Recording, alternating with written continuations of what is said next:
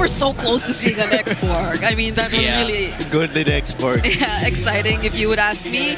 But this is, I guess, Onic just trying to really stick to what they're known for and trying to stick with comfort, I feel. It was already, to some extent, comfort that they did try to make work in game number 1, but I don't think there would or there should be any jitters this time around. This is where they should really start fighting back against Team Liquid Philippines. And that is exactly what they're going to be doing. Coach Snap, thank you so much for your info. It's Onic and Team Liquid Philippines once again. Nice to Leo. Time to get the ball rolling. And here we go to game 2. About to jump into the land of dawn. Team Liquid Philippines, man, after a dominant game 1, does Onic lean towards the comfort to bring game 2 under the belt and bring it to a 1-1. It's me, Nice to, and Leo to bring you this one. Leo, what are we feeling? Is this the adjustment that Onic Philippines needed? Because let's be honest, man, they started off on the wrong foot in game 1, and it quickly snowballed out of control. That was a wake-up call, and I think Onic should have been jolted up into form, and their draft speaks to that. I like how this draft is adjusted to be able to fight back. Again, I'm looking at a Valentina. Usually when it's picked that early, I'm a little iffy, but it can steal, and I'm offended. It can steal a Raging Sandstorm. It can steal a Black Dragon form. Friends woke up today and chose violence, and with this hero, he can wreak havoc. He can, man. After the early first blood on the Kimmy in the previous game, I think Super Prince is one of those players that if he picks the Valentina, regardless of what order in the draft, you're like, okay, you know what, Super Prince. We've seen him do, respect, right? We've seen him do some crazy things on the Valentina just across the world in general. And he's got his pickings in terms of what ultimates he wants to go ahead and take from Tlph. And he's been pretty on point with deciding on the right ultimates for the right situations. Now looking into this too, you've got to be able to go ahead and point out the fact that this is a matchup where Oheb on the Ruby, that fighter gold lane, man, it's been popping up time and time again now. We've even seen the fighter versus fighter gold lane just yesterday. So Oheb versus Kelra here is going to be interesting because especially as the game goes on, that crowd control, that little bit of extra crowd control that this lineup that Tlph has might be deadly, especially for Kelra. So he's going to have to be like locked in. And again, that's why he has the Purify to kind of alleviate some of that pressure that he's got to deal with. That might be. This is Liquid's MO. They want a team fight. They want to secure what they start off in these team fights, and they need crowd control to do that. Oheb, by picking a fighter gold lane, help do just that. Black Dragon form here by 40. Where's he going? Straight to the turtle pit, helping Carl TZ secure, and Onic looking to punish post-turtle. Oh, they want to go. Bravest fighter coming through in a stolen Black Dragon. Oh, and they're going to go. They take out Carl TZ, and SOD comes through too. They want this purple buff to capitalize more of the punishment. They're going to find it out anyway for this one. Oh, the Sigma gets kicked out. King Kong can't commit. Grab the purple. He takes out 40. Sanji very low. Gets pushed back as JP holds the fort and keeps that purple in the brush for Carl to collect. Onic, great recovery despite missing out on the turtle, up by 500 gold. Great response there, and again, that was Super Prince that took that Black Dragon form from Sanford, and he was like, you know what, we'll go ahead and use this, because Sanford used his just to kind of get out of there and then help secure the turtle, but it was Super Prince that made that happen where they get the 2 kills under their belt, so really they get this minor lead in their favor. King Kong gets a kill.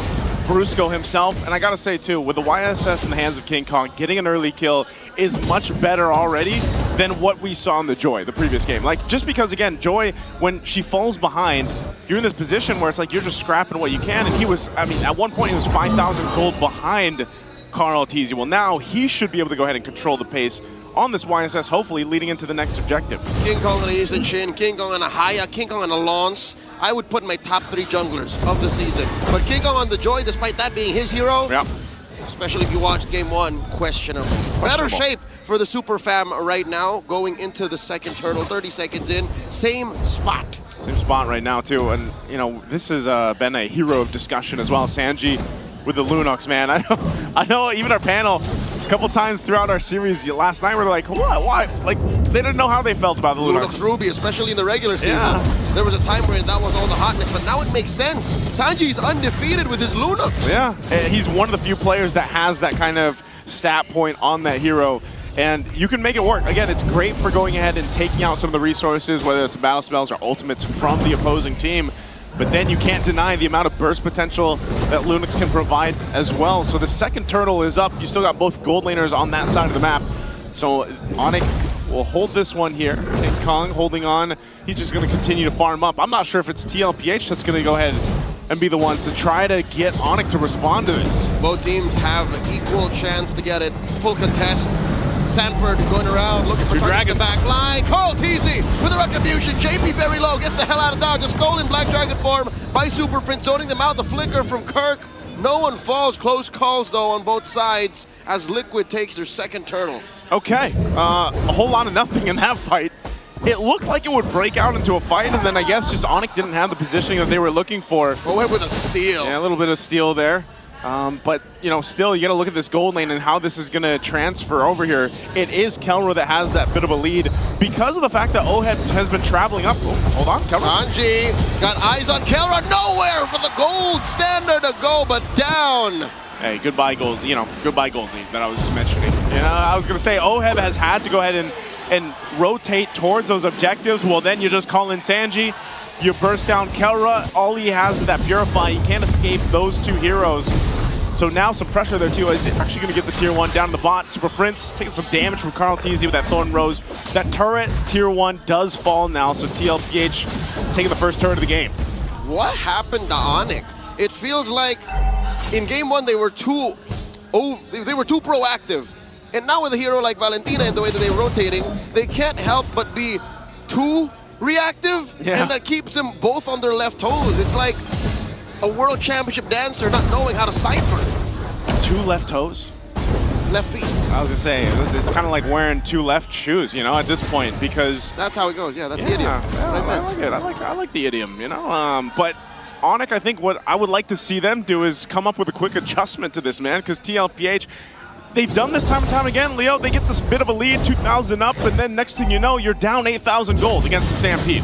That can't happen here. That seems to be Liquid's new flavor in the playoffs. They're very deliberate. They take it step by step. A cerebral approach to the game that we've yet seen them take so far in their career as world champions, as MSC champions, as defending champions of the league. Prince, go ahead and use the brilliance here. So that's going to be expended. They do grab the purple. Brusco given the information, but it's Tlph that's just starting up this third turtle. They may secure this one too. Oh my God, Black Dragon form keeps King Kong at bay, holding back the rest of the Super Famine. They're not done. Forcing a defensive AOG out of Brusco. Down goes Super Prince. Kurt's going to follow through. 2 free kills for the Cavalry as they take 3 for 3. Oh, and again, they're going to go for this tier 1 mid. They want to continue to get the space advantage on the map. They're going to dive. Oh my God, the GOAT wants to take down the beast. Tlph, a little too hot underneath that tier 3. Close call, get the hell out of dodge. I think Tlph just likes doing that, man. He likes to go ahead and put him to the limits here. Sanji? Uh-oh, SOD used defensively. Point blank, but there was backup there as Carl gets another. As I just mentioned, Tlph likes to touch the limits, and look at that. He was right there at the right moment to grab Kelra. That is his #1 hero, despite all of the success on the Fredrin, on the Baksha, hell on the Akai every now and then. Tlph says, my #1 favorite hero is still Lancelot. That is Lancelot. me. Has he ever cosplayed Lancelot? Like, who have we ever seen Tlph? Would he ever do that? Nope. Tlph has only ever worn eyeliner. That is as far as that's as far as it's gone. Yeah. Hey man, maybe this Halloween. Super Marco though, that's a different story. that is a different story right now. But again, Tlph, as I was saying, when they get that kind of lead, you see it already. It's ballooning even further. 5,000 now up.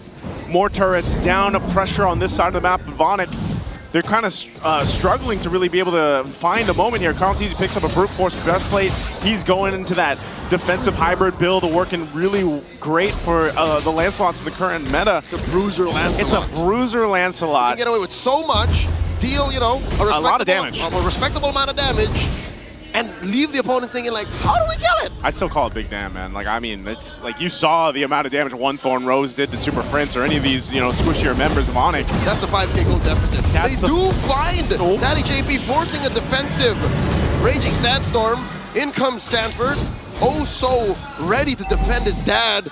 Not his real dad, but his dad. In-game dad. But that's a push down bottom. That was all for that tier 2. It was all for that, and they knew that this load was all. They're going to go for Sanford. He's a half dragon getting caught by 3 members of the Super Fam. Jumps into him, knocks him up. hits the Petrify, and in comes the backup.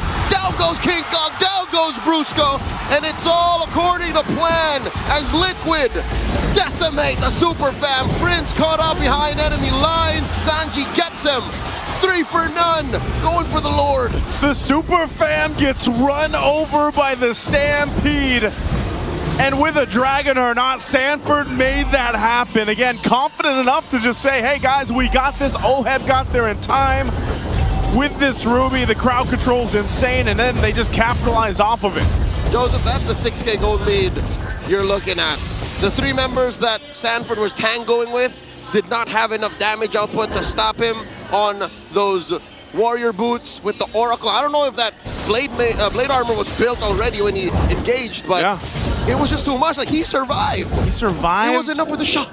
The Shaw Essence, man, the Petrify, everything. Like, he didn't need the Dragon form, like I was saying. It's just, they're overloading right now. This is just a perfect display of what we're always talking about with the Liquid Stampede. And they seem to almost refine it in a way for the playoffs. I don't know. It's so clean here. I know we saw a little bit of a rough patch for Tlph in the regular season, but now look at this. Oh, look at that. A flicker. Raging Sandstorm. Animation cancel. Plus the glorious pathway. They take down Daddy JT straight off for King Kong and Kalra. They're still inside the base. Down goes the turret. The Lord marching with them. This is a stampede of unprecedented intensity as Liquid go for the base. Super Prince left. The Cavalry are at match point. Are you kidding me? 11 minutes game 2? Tlph is locked in today. I think the Super Fam, they're dealing with some whiplash here.